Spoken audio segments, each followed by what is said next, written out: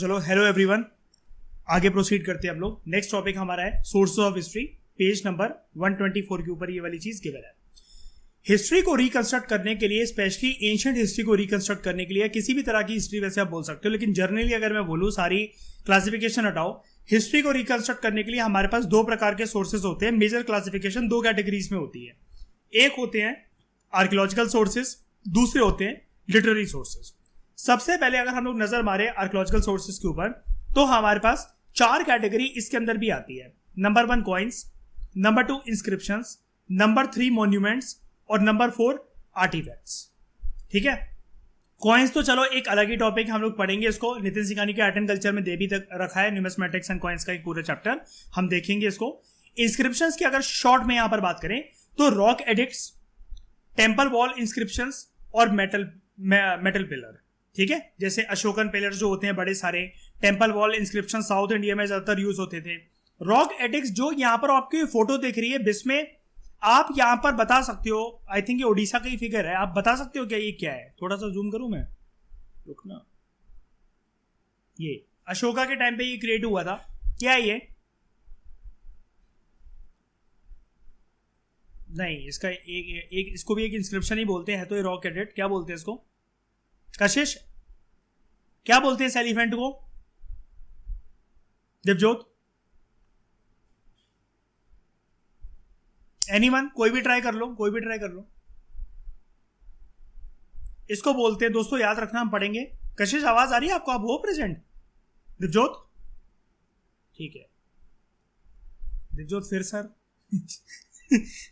अरे यार, foundation course in लोगों के साथ स्टार्ट हुआ, वो सर बोलते हैं भाई तुम मेरे से सेम लेवल के हो ना, सेम एज के हो यार, तुम तो पहले दोस्त रह चुके हो मेरे यार, क्लास में आ रहे हो तो सर थोड़ी ना बोलने लगोगे यार। देवजोत मेरी दोस्त है एक्चुअली, वो यूपीएससी की तैयारी कर रही है तो वो मुझसे पढ़ती है। ठीक है, लेकिन अच्छी बात है कि मतलब सर, मतलब मेरे को सर मत बोलो, मैं नहीं चाहता सर बोलो आप, लेकिन वैसे ठीक है, अच्छी बात है। ये वाली चीज़ ना आपको काम आती है। लबासना में आपकी लगातार 8-9 दिन तक इसी बात पे क्लास चलती है, पता है? जो आपका एक मॉरल कोड ऑफ कंडक्ट की क्लास होती है, वहाँ पर आपको वो चीज़ ये सिखाते हैं कि आप किसी से भी मिलोगे, चाहे कोई भी हो आपका, अगर आप वहाँ पर ना, जैसे हम लोग क्या होता है जब एडमिनिस्ट्रेटिव सर्विसेज में घुसते हैं ना, मतलब कोई भी सिविल सर्विस मान लो, उसमें हम जब घुसते हैं, यहाँ पर ना एज के हिसाब से मतलब वो नहीं होता, नमस्ते सर नमस्ते मैम नहीं होता। यहाँ पर पोस्ट के हिसाब से होता है। जैसे बड़े सारे सब इंस्पेक्टर आपको मिलेंगे, वो आपके फादर की एज से बड़े भी होंगे, लेकिन फिर भी वो आपको मैम साहिबा, ठीक है, या फिर सर ऐसा बोलेंगे वो आपको। तो इसका नाम है हाथी गुम्फा इंस्क्रिप्शन। हाँ, बताने के बाद तो सबको याद आ जाएगा। एक बस हिंट दे दो प्लीज, एक बोल दो, बस एक वर्ड बोल दो प्लीज यार, बस ये बता दो ये क्या है। हाथी गुम्फा इंस्क्रिप्शन। मैं तुमसे पहले दिन बोला था, तुम पिटोगे एक दिन मेरे से बहुत। हाथी गुम्फा इंस्क्रिप्शन, ठीक है, लेकिन कोई बात नहीं यार, गलतियां करते करते यार ऐसे सीखोगे। मैंने शुरू में ही बोला था फाउंडेशन कोर्स स्टार्ट होने से 1-2 दिन पहले, मैं तो चाहता हूँ भर भर के सब लोग गलतियां करो। गलतियां नहीं करोगे तो सुधारने का स्कोप मैं कैसे ढूंढूंगा? ठीक है। अच्छा, और एक बात और बता देना चाहता हूँ, काफ़ी लोग मुझसे टेस्ट सीरीज का भी पर्सनली मैसेज कर करके पूछते रहते हैं। टेस्ट सीरीज आपको बाय नहीं करनी है, मैं आपके लिए 2023 की खुद करोल बाग जाके अभी आने दो, उन लोगों ने निकाली नहीं है अभी सारी। 5 से 10 टेस्ट सबके आ जाते दो, मैं विजन के, इनसाइड के और IAS बाबा के, इनके भी टेस्ट सीरीज मैं आपको यहीं पर सॉल्व करवा के, पहले आपकी गलतियां उसमें करवा के, फिर हम इनके सॉल्यूशन डिस्कस करके, और ये देखकर क्या हमारे तमिलनाडु NCRTs वगैरह में इसमें कुछ एड ऑन करा जा सकता है उन टेस्ट सीरीज से। तो इस साल हम लोग कॉम्प्रिहेंसिव तरीके से तैयारी कर लेंगे कि भाई टेस्ट सीरीज भी मिस करके नहीं गए, विजन के करंट अफेयर मिस करके भी नहीं गए, NCRT तो कर ही रहे हैं, तमिलनाडु में साथ में हाथ मार रहे हैं, श्योर शॉट हो जाएंगे कि भैया जो मैंने सोर्सेज करे थे, मेरे चिट्ठे जो मैंने रिवाइज करे थे, मोर देन इनफ है। इसके बियॉन्ड ये क्वेश्चन आ रहा है तो स्माइल करके पास कर देना। अरे जब मुझे ही नहीं पता इतने सारे सोर्सेज पढ़ के इन बेवकूफों को कैसे पता होगा? जिस भी रूम में बैठे हो बस ये सोच के आगे बढ़ जाना, ठीक है?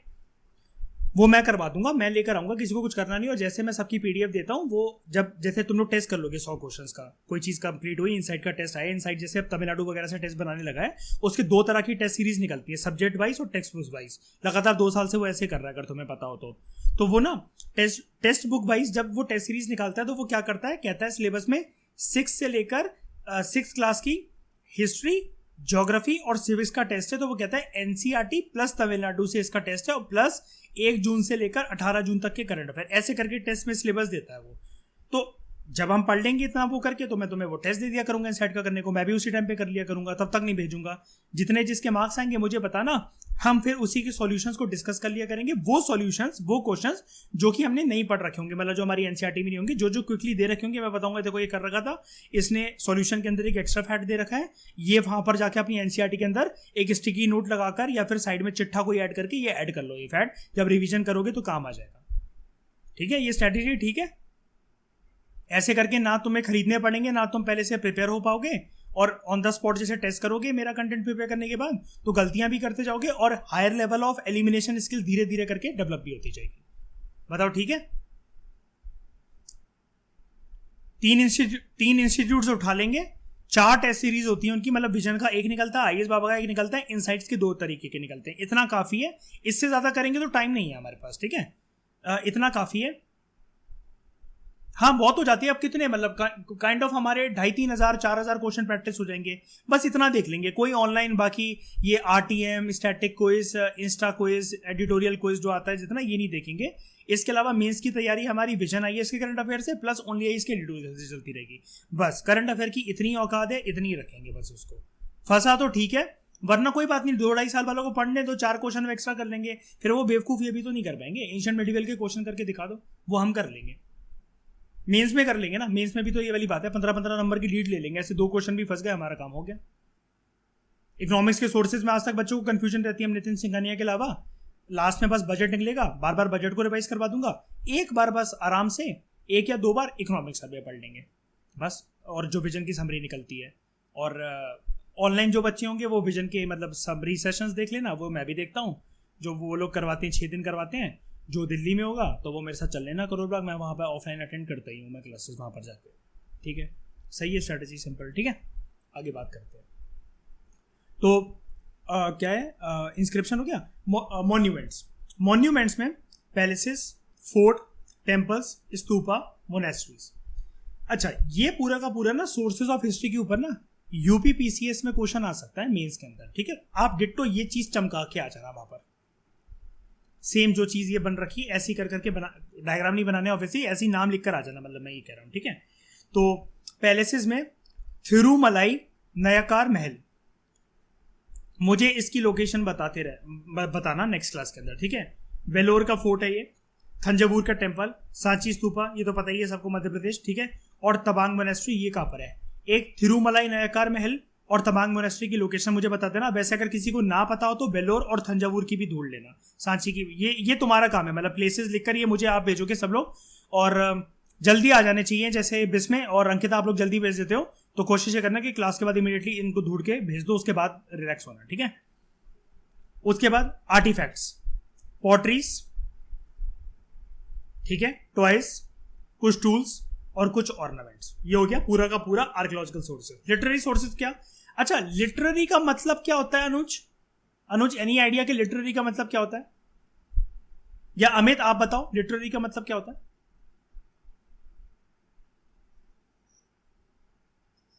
हाँ, जो भी चीज लिटरेचर से रिलेटेड है, इसका मतलब आप आराम से सब, वेरी गुड, सिंपल। 100 बातों की एक बार जो मयूर ने बोला, रिटन। कोई भी चीज जो लिखावटी फॉर्म में है वो रिटन। ठीक है, इसके लिए क्या क्या हो सकता है? Epics and poem. अब देखिए छोटा करके दे रखा है, मैं थोड़ा सा जूम कर देता हूं, क्या लिखा हुआ है यहां पर? शकुंतला, शकुंतला। ठीक है, इसलिए बहुत बारीकी से पढ़ना होता है एनसीईआरटी को। ठीक है, अब जैसे वो छोटा करके दे रखा था, मैं ऊपर ऊपर से निकाल देता, लिखने को कभी आ जाए तो आप बता सकते हैं शकुंतला क्या है। अब देखो ये क्वेश्चन ऐसे आते नहीं है कि शकुंतला क्या है, मतलब हिस्ट्री के अंदर शकुंतला क्या चीज मानी जाती है? एपिक्स एंड पोएम मानी जाती है। ठीक है, हाँ हाँ जी, एपिक, ये पोएम फॉर्मेट में भी है और एपिक भी है एक तरीके से। ठीक है, अकाउंट, हाँ हाँ हाँ, account by foreign travellers, Indian, हाँ आता है हमारे एनसीईआरटी में दे रखा है। मैं आगे पढ़ा, मेरे लेक्चर में ही तुमने देखा होगा शायद से, वो आगे वाले जो अपलोड हो रखे हैं उसमें मैंने बॉक्सेस करवाए। आज ये कशिश याद है ना, हमने उसमें बॉक्स में करा था वो अभियान शकुंतलम और शकुंतला की पूरी स्टोरी, और मनी मेकलाई है ना, वो ये सारा वहीं पर है। अभी आएगा मनी मेकलाई भी, इसी पेज के ऊपर दे रखा है। कुछ इंडियन ऑथर्स के वर्क, अब भाई ये तमिल मुझे पढ़ना नहीं आती तो ये तो मैं पढ़ नहीं पाऊंगा, इसको हटाओ। फोक सॉन्ग्स एंड बेलार्ड्स, ये बेलार्ड्स क्या होता है, कोई मुझे बता सकता है? बेलार्ड का मतलब क्या होता है? वेरी गुड, शॉर्ट प्लेस, या फिर काइंड ऑफ जो कहानियां नहीं सुनाई जाती हैं बच्चों को रात को सोते हुए, या फिर कुछ भी चीज दिलचस्प बनाकर, वो चीज होता है folk songs and ballads. Short place वैसे राइट वर्ड है उसके लिए। कुछ ये तो हो गए सेकुलर लिटरेचर, ऊपर वाले जितने थे ना इसको कहा जाता है सेकुलर लिटरेचर, ठीक है? मतलब ये किसी भी रिलीजन से एसोसिएटेड। अच्छा, कई लोग ना कंफ्यूज होते हैं, मैं पॉलिटी वो पूरी पढ़ लेते हैं, लेकिन मैंने अपने करियर में हमेशा किसी को यही सुना है बोलते हुए secular is related to religion. ऐसा होता है क्या? बताना जरा मुझे। सेकुलर का मतलब ही यही होता है जो रिलीजन से रिलेटेड ना हो, रिलीजियस न्यूट्रल चीज। शपथ खिलवाई जाती है इसलिए हम लोगों को कि हम सेकुलर रहेंगे अपने वर्क एथिक्स में, धर्म देखकर नहीं। हाँ, कि तो मुझे बताओ क्या ये चीज रिलीजन से रिलेटेड होती है? जबकि इसका मतलब ये होता है कि धर्म को साइड रख के करो जो भी चीज करो। अभी एक बार बताओ, Shakuntala, foreign travellers, Indian authors की book, folk songs and ballad, कोई वो धार्मिक चीजें हैं? बताना जरा। नहीं ना, धार्मिक चीजें ये आएंगी नीचे, रिलीजियस लिटरेचर। हाँ, एपिक्स, हाँ ये लिखा भी हुआ है, रामायण, महाभारत, और साउथ इंडिया में मणिमेकलाई। डिवोशनल लिटरेचर, देवरम, नलारिया दिव्य प्रबंधम, ये इंपॉर्टेंट है। नलारिया दिव्य प्रबंधम आएगा ही हमारे कभी ना कभी, उसमें टकराता है। और थिरुवसगम, ये याद कर लेना बस। डिवोशनल लिटरेचर का जैसे ये आए ना, कभी क्वेश्चन आए कि बहुत सारी आपको लिस्ट देते 5-6 आइटम्स की, उसमें ये वर्ड्स दे रखे हो, देवरम, नलारिया दिव्य प्रबंधम और थिरुवसगम, तो आप मार्क कराना इनको ढूंढ के, ठीक है? ये इसलिए काम आ जाएगा आपसे। अब क्या होगा, काफी लोग एनालिसिस जब करेंगे वो कंफ्यूज रहेंगे, कहां से बना दिया। आप हंसी से सबको बताना मत किसी को, बस अपने चेहरे पे स्माइल लेकर आना। अबे बेवकूफ, 6th क्लास के पार्ट 1 में दे रखा है ये हिस्ट्री में, डायरेक्ट वहां से क्वेश्चन आया है। और एक बार और बताऊं, अगर तुम लोग ध्यान से अगर पेपर को थोड़ा बहुत देखते हो तो तुमने एक चीज नोटिस करी होगी, कुछ सालों में 2017 से ये चीज शुरू हो गई थी कि यूपीएससी ना टेक्स्ट, उसको पता है कि जो 6-6 साल से 8-8 साल से तैयारी कर रहे हैं तो वो पूरा का पूरा रटा बैठे हैं 6th क्लास से 12th क्लास की एनसीईआरटी। साइड में ये जो चुन्नी मुन्नी बॉक्सेस नहीं बोलती हैं, जो ये लड़की और ये लड़के बने रहते हैं जिसमें कुछ एक्स्ट्रा इन्फॉर्मेशन दे रखी होती है, उससे बहुत बार क्वेश्चन निकलते हैं।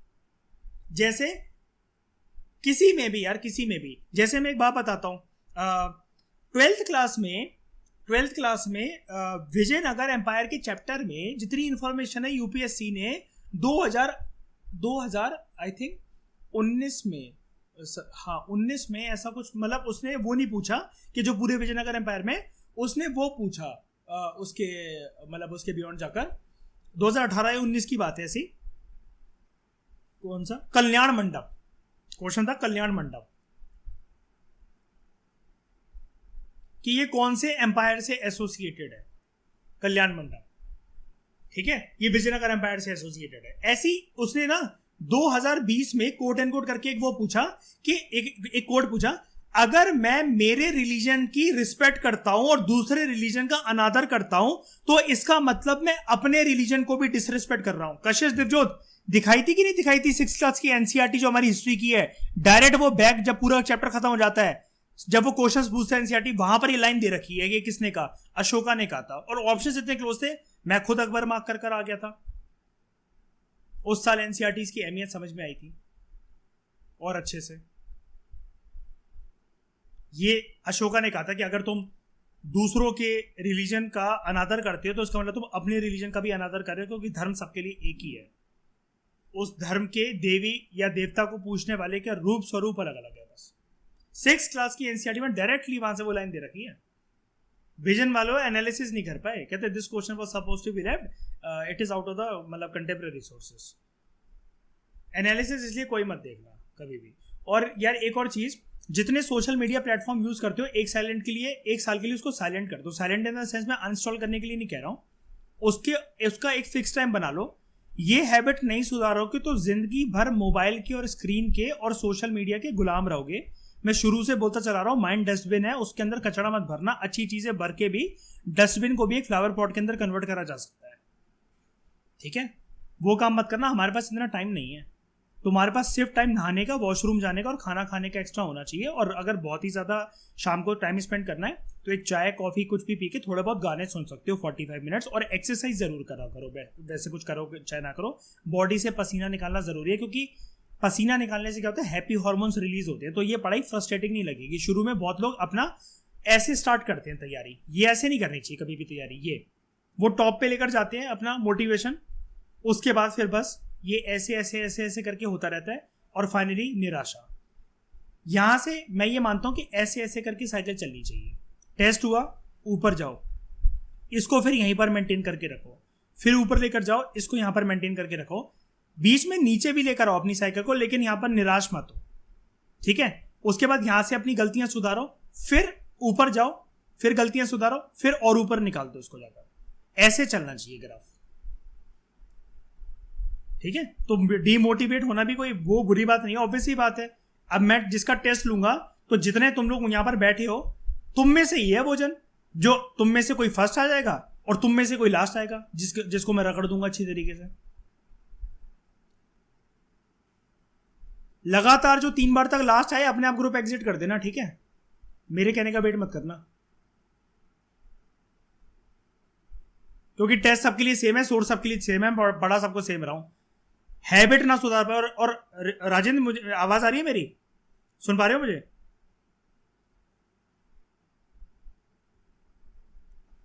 ये मुझे जैसे वो उस दिन कह रहा था कि गेस्ट आ रखे हैं, भाई मुझे कुछ नहीं लेना देना कि गेस्ट आ रखे हैं कि कुछ भी आ रखे हैं, वो मेरी दिक्कत नहीं है।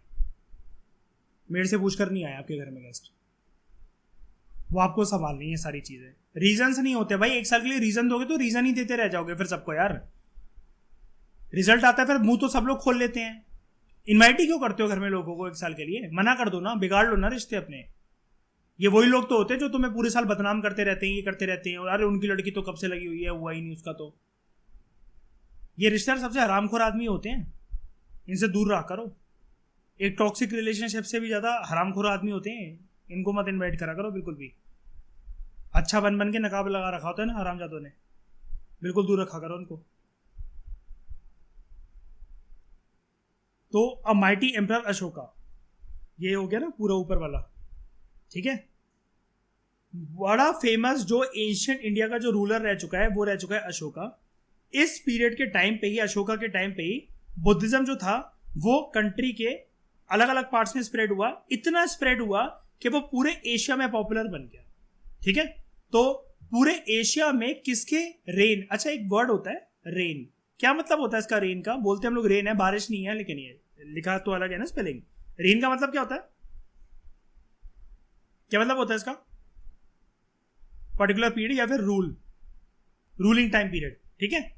रूलिंग टाइम पीरियड को रेन कहते हैं। नहीं जानता कोई तो लिख लेना, ये छोटी छोटी डिक्शनरी ऐड करते रहा करो वर्ड मीनिंग्स की, ठीक है, इससे इंप्रूव हो जाओगे।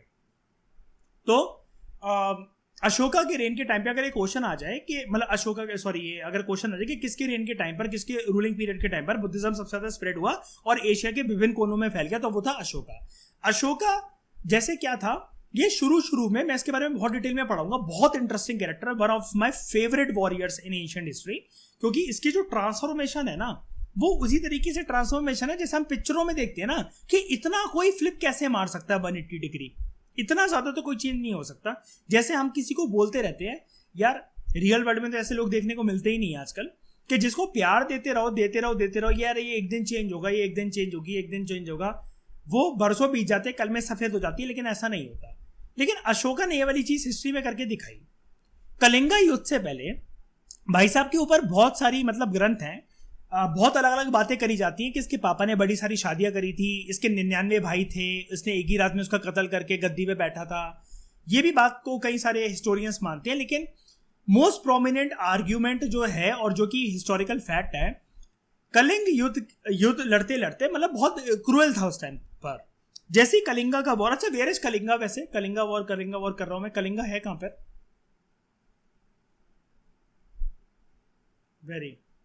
वेरी गुड, ठीक है।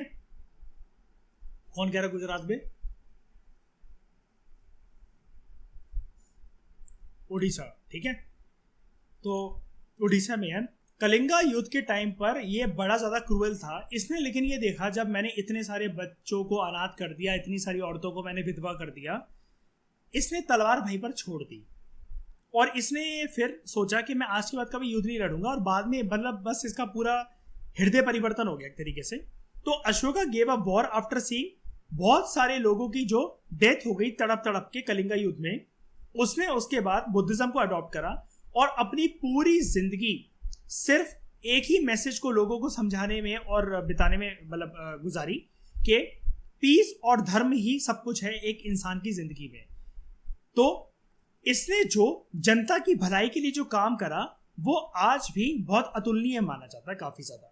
ही was the first ruler to give a war after victory. ये फैक्ट याद रख लेना, हिस्ट्री के अंदर he was the first ruler to give a war after victory. India की बात नहीं हो रही, पूरे वर्ल्ड लेवल की बात हो रही है।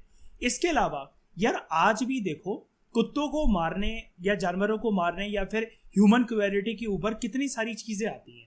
हम 2022 एडी में रह रहे हैं, कितने कंटेम्प्रेरी जमाने में रह रहे हैं कि जब हम लोग मून तक होकर आ गए, सैटेलाइट्स बना लेते हैं।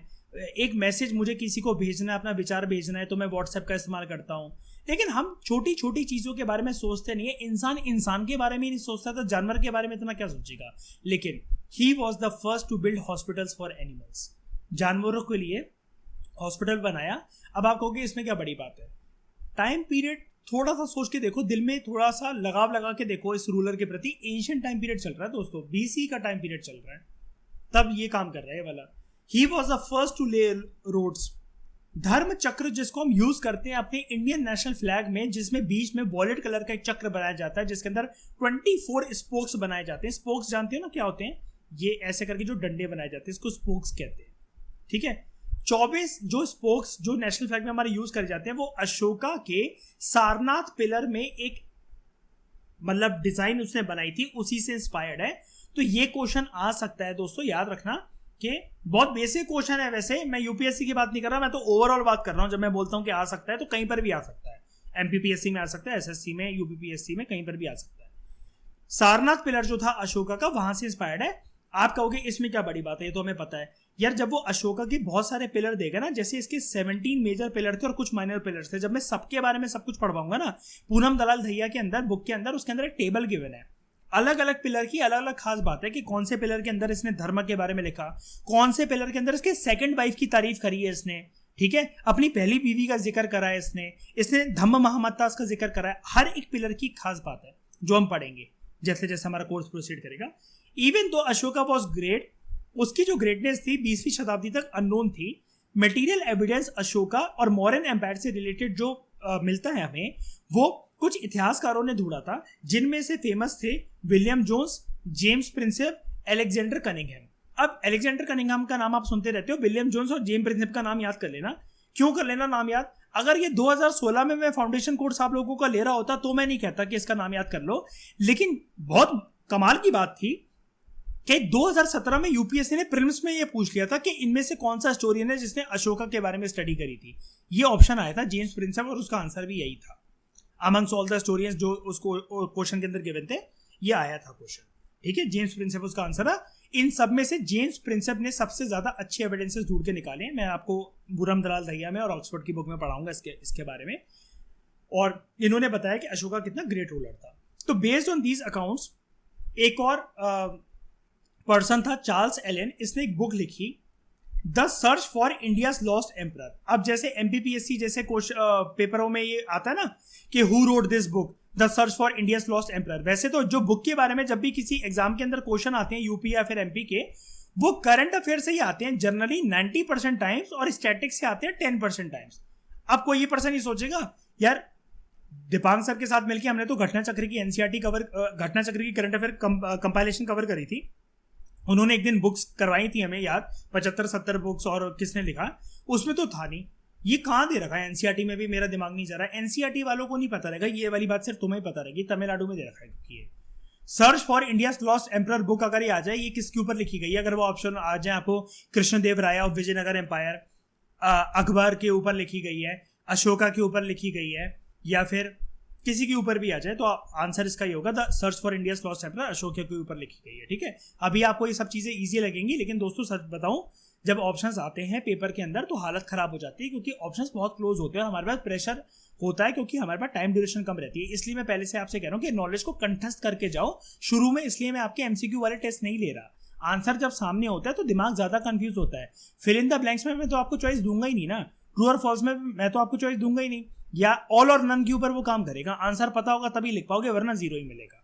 ठीक है, मैं तुक्केबाजी शुरू में आपकी डेवलप नहीं करना चाह रहा, वरना पूरी साल आप यही मानते रहोगे दूसरे मूर्खों की तरह, जिन लोगों का प्रीलिम्स नहीं हो पाता, कि लक फैक्टर से निकलता है प्रीलिम्स। ऐसा नहीं होता, तुम खुद देख लेना।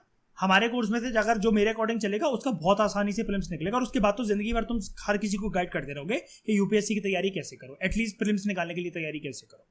तो ये हमें एक बहुत कॉम्प्रिहेंसिव बात बताता है अशोका के बारे में, कि अशोका किस तरह का रूलर था। बड़े सारे रिसर्चर्स तो हैं, उन्होंने फिर अशोका के ऊपर और भी ज़्यादा उसके इतिहास के बारे में बताया हमें। और अशोकन इंस्क्रिप्शंस जो हैं वो बड़े सारे रॉक्स पर बनाए गए हैं। इनमें से कुछ जो फेमस रॉक्स का इस्तेमाल करके जो बनाए गए हैं वो है सांची स्तूपा, सारनाथ पिलर इंस्क्रिप्शन, जो कि हमें बताते हैं कि अशोका कितना ग्रेट रूलर था और उसकी ग्रेटनेस पूरी दुनिया तक कैसे फैली। अब पूरी दुनिया तक कैसे फैली, अगर मैं इसके बारे में एक छोटी सी टिप्पणी करूं यहाँ पर, तो उसका आंसर ये है कि जब इसने वॉर त्याग दिया ना, और ये सिर्फ पीस के मैसेज को प्रमोट करता था, तो ये अपने बेटे को और बेटी को, है ना, बेटे को और बेटी को, सन को और डॉटर को, ये फॉरेन टूर्स पे भेजा करता था। जैसे श्रीलंका भेजा करता था ये, ठीक है, वहां पर धम्म का मैसेज देने। लेकिन हुआ क्या, अशोका की यही जो धम्म की पॉलिसी थी ना, मतलब पीसफुल, एक तरीके से पीस प्रमोट करने की जो पॉलिसी थी, पैसिफिज्म को प्रमोट करने की जो पॉलिसी थी, यही मौर्यन एम्पायर के डाउनफॉल के लिए रिस्पॉन्सिबल भी बनी। क्योंकि मान लो अगर बिस्मे बहुत अच्छा है, ठीक है, वो वॉर प्रमोट नहीं करता, वो किसी से आर्ग्यू नहीं करता, लेकिन हर कोई ऐसा थोड़ी ना होता है। बताओ, गलत कह रहा हूं अमित, अंकिता, गलत कह रहा हूं मैं, मयूर? आप अगर दिल से अच्छे हो तो जरूरी नहीं ना कि आपकी अच्छाई सबको पसंद आ जाए। अब जैसे मतलब मान लो मैं ये बात बता रहा हूं कि यार मैं ना सबको पढ़ाना चाहता हूं, मैं सबकी हेल्प करना चाहता हूं, मैं चीपेस्ट टू चीपेस्ट रेट में मैं सबको कोर्स सेल करना चाहता हूं। अब अगर मैं अपने दिमाग से अच्छा रख लूं, तब भी तो बहुत लोग नहीं आ रहे मेरे पास। बताओ, ये भी तो बात है ना। हर किसी को मेरा पढ़ाना भी पसंद नहीं आ सकता, ये भी बात है। उसमें से भी वो ये बोले पता नहीं क्या कहानियां मारता रहता है, क्या क्या एग्जांपल यूज करता रहता है। ये तो भाई मतलब इसका मतलब क्या है, तुम दुनिया में कभी किसी को 100% सेटिस्फाई नहीं कर सकते हो। ये वाली बात तुमने भी लाइफ में बहुतों के साथ देखी होगी, और ये हर फील्ड में मतलब अप्लाई होता है ये वाली चीज।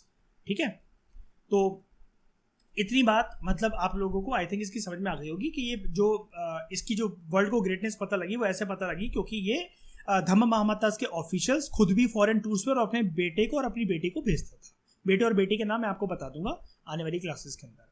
ठीक है, उसके बाद वही तमिलिनी और मदर की हम लोग डिबेट को कंटिन्यू करते हैं। लेकिन उसके अलावा आपको यहाँ पर ये दिख रहे होंगे ना, अब आप जानते हो कि आगे क्या आने वाला है। कुत्ते यहाँ पर आपको दिख रहे हैं, डॉग्स कुछ दिख रहे हैं, तो ज्यादा डोमेस्टिकेशन के बारे में भी हमने एनसीईआरटी का टॉपिक कंप्लीट करा था, वही चीजें यहीं पर दे रखी हैं। तो no one can understand importance of historical research, लेकिन जो स्कॉलर्स के एफर्ट्स जो रहे हैं उसकी वजह से हमें एम्परर अशोका के बारे में पता लगा है। छोड़ो ये पैराग्राफ, बकवास है।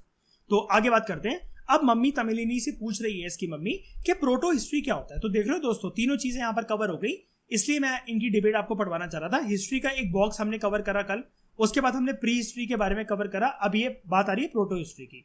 तो प्रोटो हिस्ट्री को समझने से पहले एक बारी बस रिकॉल कर लेते हैं कि ये प्री हिस्ट्री क्या था। प्री हिस्ट्री क्या था? एक ऐसा टाइम पीरियड जो कि जब पहली बार स्टोन टूल्स यूज हुए, with the use of first stone tool से लेकर और जब तक राइटिंग सिस्टम इन्वेंट होता है, उस टाइम पीरियड के जो बीचों बीच का पीरियड होता है, यानी कि ये बन गए मेरे पत्थर, फर्स्ट स्टोन टूल्स, और यहां पर कुछ राइटिंग सिस्टम मैंने डेवलप करा। इसके बीचों बीच का ये जो टाइम पीरियड होगा, ये वाला जो टाइम पीरियड होगा, ये पूरा वाला जो मैंने ब्लू से बनाया, इसको मैं क्या कहूंगा, इसको मैं टर्म दूंगा प्री हिस्ट्री। ठीक है, ये तो हो गया प्री हिस्ट्री, मतलब पत्थर जब डेवलप हुए, फर्स्ट स्टोन टूल्स यूज हुए, उसके बाद का टाइम पीरियड, लेकिन लिखा अभी भी नहीं गया, उसके पहले का टाइम पीरियड, इसके बीच के टाइम पीरियड को कहते हैं प्री हिस्ट्री। तो ये प्रोटो हिस्ट्री क्या होता है? ठीक है, प्रोटो हिस्ट्री क्या होता है? This is the period between pre history, जो अभी मैंने आपको ऊपर दिखाया, एंड हिस्ट्री। और समझते हैं इसको थोड़ा सा डिटेल में, क्या बोलना चाह रहा है राइटर। मम्मी कह रही है इसकी एग्जैक्टली, अब ध्यान से सुना, इसकी डेफिनेशन है the period for which records in writing are available. ध्यान से सुना, records in writing are available, available है, लिखा पढ़ा सब कुछ अवेलेबल है, वो चाहे बर्च बार्क पे लिखा गया हो मैन्यूस्क्रिप्ट्स की फॉर्म में, या फिर मोटे मोटे पत्थरों चट्टानों पे लिखा गया हो इंस्क्रिप्शंस की फॉर्म में, वो अवेलेबल है। लेकिन मेरी लिमिटेशन ये है कि जो उन भाषा का प्रयोग करते थे, जो उनको लिखते थे, जो राइटिंग जो स्क्रिप्ट यूज हुई है, वो लोग आज के टाइम में जिंदा ही नहीं है, उनका कोई वंश बचा ही नहीं है, वो पता नहीं कहां वक्त के साथ मिट गए, उसको मैं डिसाइफर नहीं कर पा रहा हूं। I am not able to decipher, decode या फिर अनलॉक दोज वर्ड्स, मैं अनलॉक नहीं कर पा रहा हूं उसको। ठीक है, इसका सबसे बेस्ट एग्जांपल मुझे जरा देना आजाद के, जो मैंने समझाया अभी प्रोटो हिस्ट्री क्या होता है, ये मुझे जरा एग्जांपल दो इसका, कि जहां पर रिटन रिकॉर्ड्स अवेलेबल है लेकिन डिसाइफर नहीं हो पाए। आजाद बताओ, कशिश आप बताओ जरा, एक ऐसा टाइम पीरियड जहां पर रिकॉर्ड्स राइटिंग सिस्टम अवेलेबल है लेकिन मैं उसको डिसाइफर नहीं कर पाया, लिखा क्या ये समझ में नहीं आ रहा। कौन सा टाइम पीरियड, क्या नहीं हुए, कौन कौन किस टाइम पीरियड की बात कर रहे हो, कौन सा टाइम पीरियड का नाम तो बोलो, बाकी लोग ट्राई करो। अंकिता आप बताओ। वेरी गुड, क्या बात है, पोस्ट वीडियो नाम याद हो गया। बहुत बहुत बढ़िया, ये होता है कैच, बहुत बढ़िया।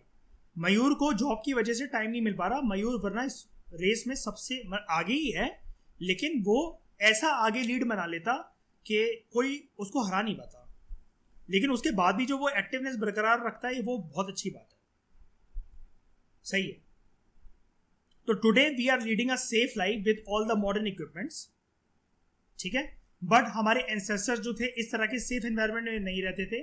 चांस था कि कभी कभार वाइल्ड एनिमल्स का अटैक जिस गुफाओं में वो रहते हैं उनके ऊपर हो सकता है, वो वहां घुसते चले आते होंगे, और आग मशाल से भी वो डर नहीं रहे हैं क्योंकि उस टाइम पे वाइल्ड एनिमल्स थे काफी ज्यादा, और उनको ये लगा यार एक वफादार जानवर है जिससे उनकी मदद हो सकती है, कुत्ते, ठीक है।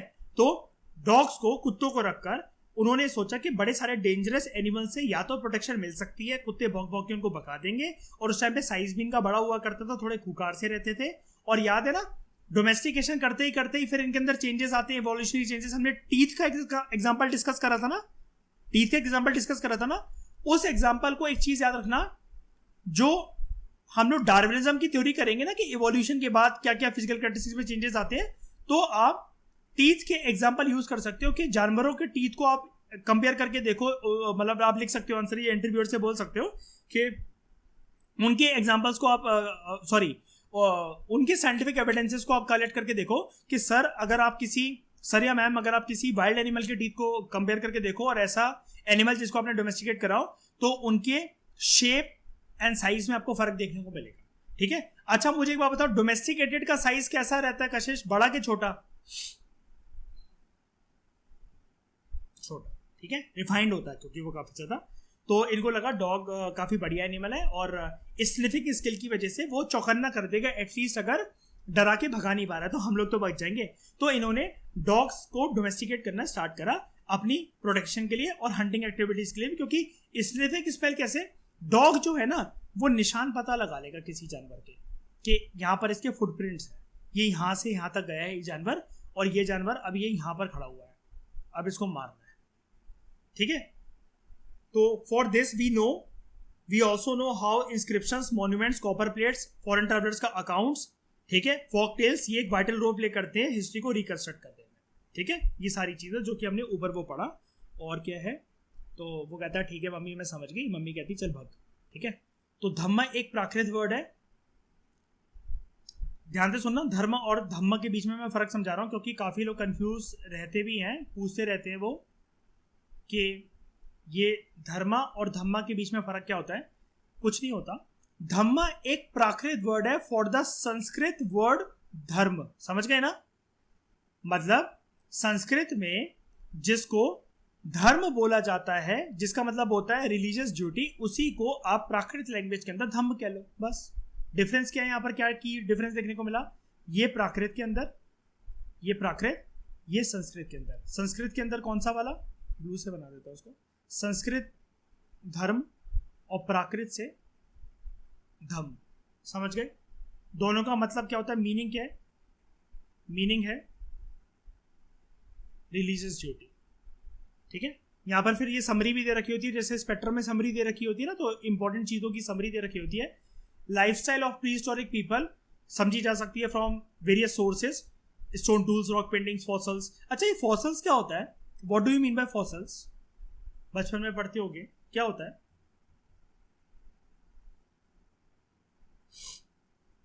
हाँ, आ रही।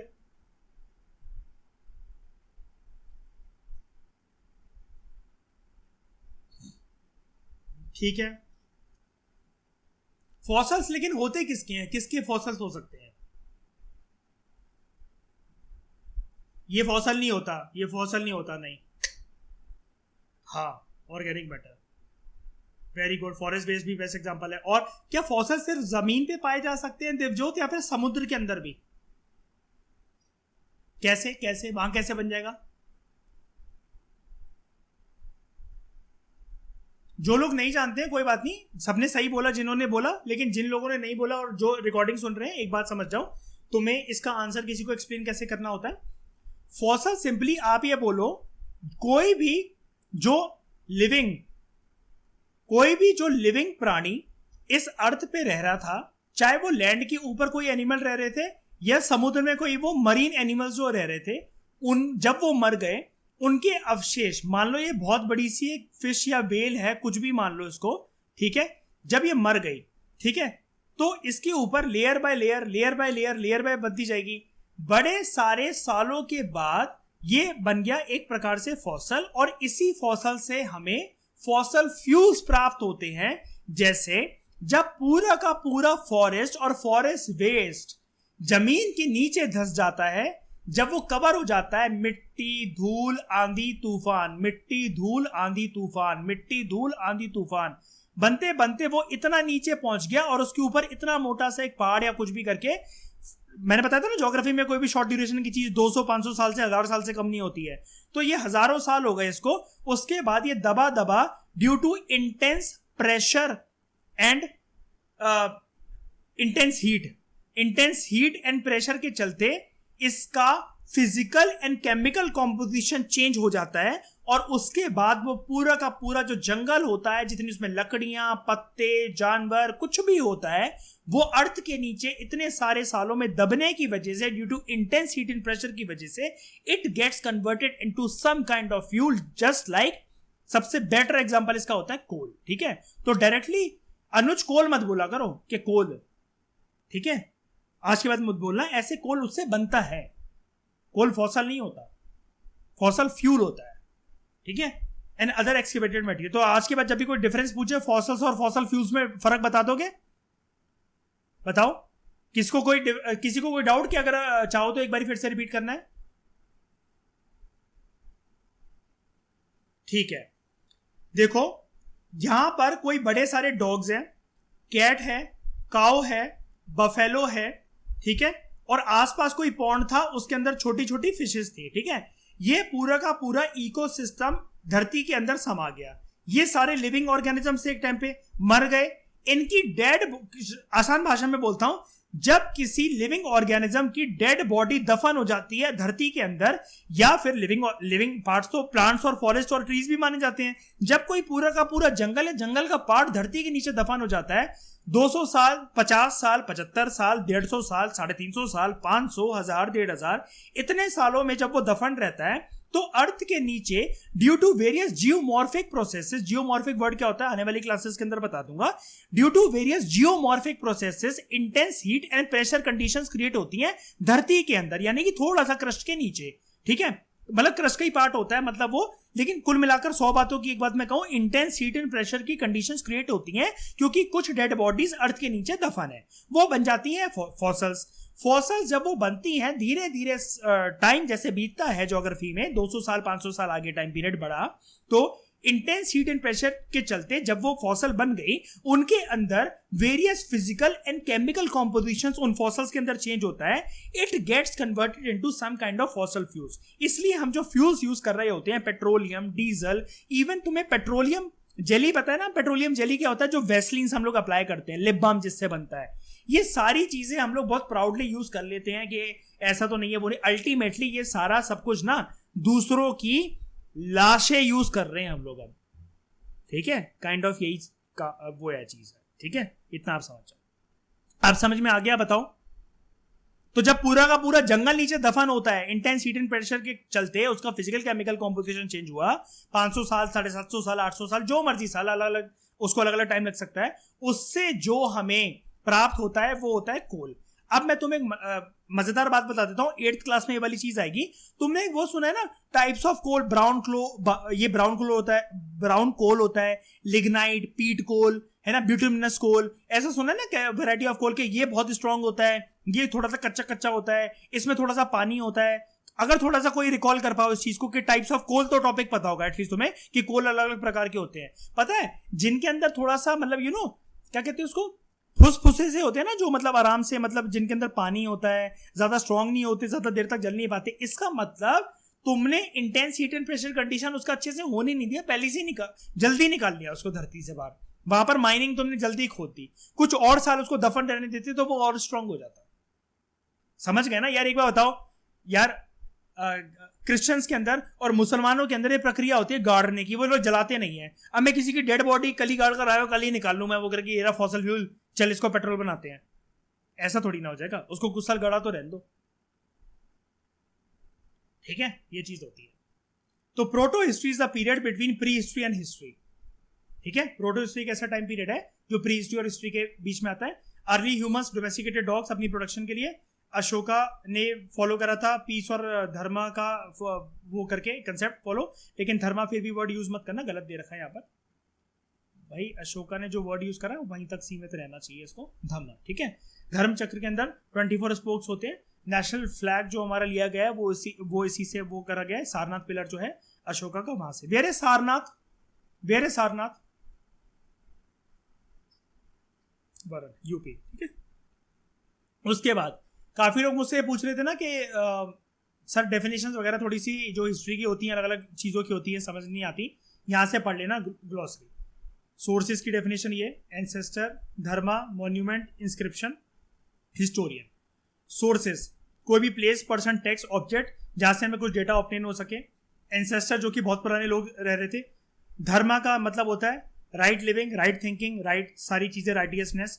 मॉन्यूमेंट एक ऐसा स्टैचू, बिल्डिंग, अदर स्ट्रक्चर जो कि एक जाने माने पर्सन ने बिल्ड कर रखा हो। Inscription very important definition, very important definition, NCERT से वैसे हम कर चुके हैं।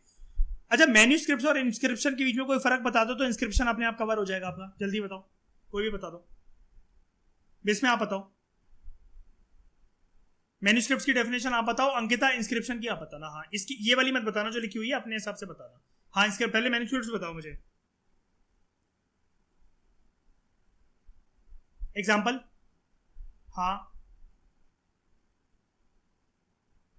हाँ, कश्मीर से कौन सा आता था वो? बर्च, बर्च, अच्छा, ठीक है, ठीक है, ठीक है, ठीक है। और वो बताओ आप, अंकिता मुझे जल्दी इंस्क्रिप्शन बताओ जरा। वो कह रहा है वो 100 रुपए से लिखा जाता है।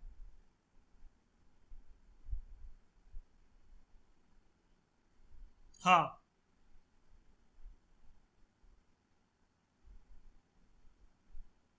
ठीक है, वेरी गुड, ठीक है। तो नोटेबल रिकॉर्ड्स जो कि एनग्रेव करे जाते हैं हार्ड सरफेस पे। अब हार्ड सरफेस देख लो कौन कौन से होते हैं। पत्थर, कोई पिलर, क्ले या कॉपर की टैबलेट्स। अब ये टैबलेट पता है कि मतलब प्लेट नहीं होती जैसे ऐसे करके ये जो होती हैं प्लेट, ऐसे कोई केव्स में या फिर मंदिरों की दीवारों पर, ठीक है। हिस्टोरियन जो पर्सन हिस्ट्री की स्टडी करता है। एक अच्छी बात ये, एमसीक्यूज बड़े सारे भाई साहब, मतलब चलाक देखो यूपीएससी, मैं इसलिए कहता कि पक्का मद्रासी बैठते ही होंगे यार। यहाँ पर एमसीक्यू जो दे रखे रहते हैं ना, तुम आगे पढ़ते रहना इनको, तुम्हें पता लगेगा यहाँ से भी यूपीएससी के क्वेश्चन बनते रहते हैं। ये बैक क्वेश्चन जो इसके हैं ना, इससे भी क्वेश्चन बनते रहते हैं, डायरेक्ट बनते रहते हैं कभी कभार बहुत सारे एग्जाम्स में, not only in UPSC. UPSC की जैसे जो अदर एग्जाम्स भी होते हैं ना, ये जो सीएपीएफ का एग्जाम होता है इसका, उसका एक और एग्जाम होता है क्या, सीडीएस का एग्जाम होता है उसका, तो उसमें भी आते रहते हैं और यूपीपीएससी भी उठाता रहता है यहाँ पर, ठीक है। तो इसको देख लेना और अगर किसी को कोई दिक्कत हो तो आपस में डिस्कस कर लेना, इसमें से बैक क्वेश्चंस खुद कर लेना। एक मिनट बस। तो किसी को कोई डाउट तो नहीं है यहाँ तक? इस टॉपिक में तो कोई डाउट नहीं है? ठीक है, thank you very much for discuss.